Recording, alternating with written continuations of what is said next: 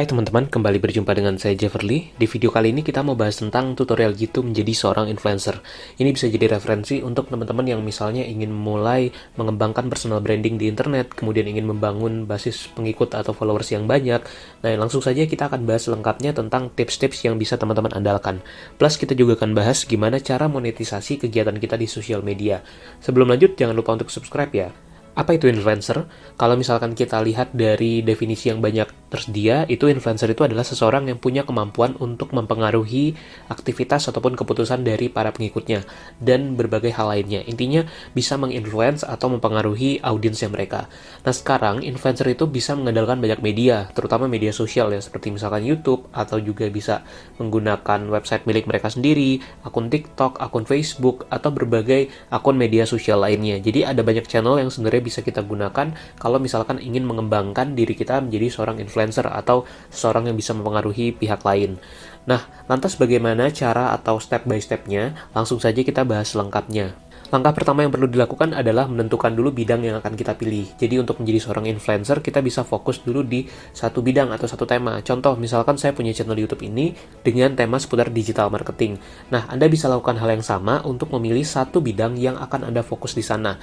Anda bisa pilih bidang yang Anda sukai atau kuasai. Tujuannya supaya bisa bikin konten secara konsisten dan juga bisa menunjukkan expertise ataupun pengaruh Anda di bidang tersebut. Nah, Anda bisa fokus di satu tema spesifik dulu, dan setelah misalkan dapat gambaran kira-kira mau masuk ke bidang apa, maka mulailah untuk memikirkan kira-kira rencana konten yang akan dibuat itu seperti apa. Dan bisa pilih media sosial yang akan Anda gunakan sesuai kenyamanan Anda. Misalkan kalau suka bikin video YouTube, bisa pakai channel YouTube dulu, atau bisa akun Instagram, dan sebagainya. Langkah kedua adalah mulailah menyiapkan apa yang membedakan Anda dengan berbagai tokoh lainnya atau influencer lain. Contoh, misalkan Anda fokus di satu tema, seperti yang misalkan saya lakukan di salah satu bisnis saya, memilih tema tentang investasi saham. Nah, carilah pembeda antara Anda dengan berbagai influencer lain, dan Anda bisa mulai siapkan rencana konten untuk dieksekusi di sosial media Anda.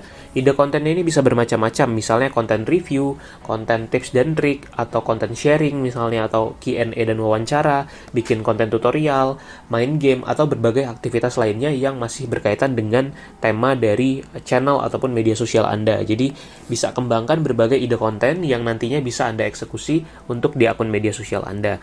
Nah, step by step membuat konten plan ataupun perencanaan konten untuk sosial media bisa teman-teman pelajari di video ini.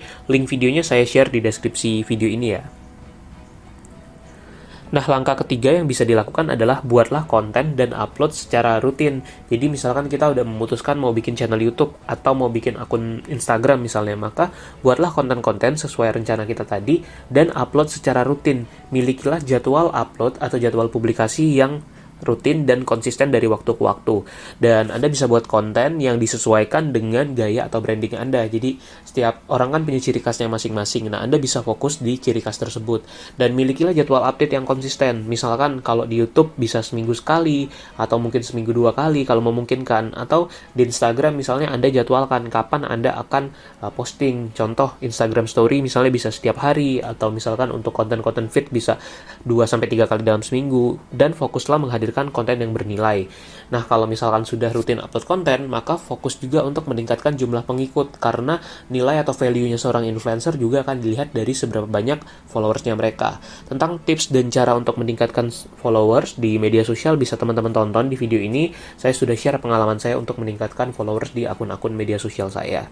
Nah, terakhir, kalau kita udah mulai punya pengikut dan bisa mempengaruhi orang lain, maka kita bisa monetisasi channel ataupun media yang kita miliki, dan kita akan menghasilkan uang atau income dari sana. Ada banyak aktivitas yang bisa kita gunakan untuk monetisasi channel sosial media kita. Contoh, misalkan kalau di YouTube itu bisa menggunakan iklan yang ada di Google AdSense. Misalnya, channel YouTube kita menampilkan iklan-iklan dari YouTube misalnya, dan ketika orang mengklik iklan tersebut atau menonton video iklan itu, kita akan dapat pemasukan dari sana. Atau bisa juga, influencer itu biasanya bekerja sama dengan satu brand atau satu perusahaan tertentu. Kita akan mempromosikan satu produk atau satu jasa di video kita, di konten kita. Dan contohnya seperti yang ada di gambar ini, itu saya bekerja sama dengan salah satu perusahaan atau website. Nah, di sana kita bisa promosikan dan kita akan dapat bayaran karena mengendorse suatu produk atau jasa.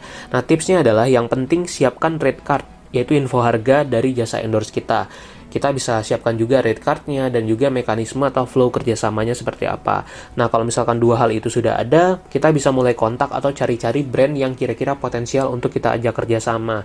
Dan sambil menjalankan hal tersebut, jangan lupa untuk terus tingkatkan jumlah followers kita di media sosial untuk memperbesar influence kita, sehingga jasa yang kita jual itu bisa lebih mahal lagi rate-nya.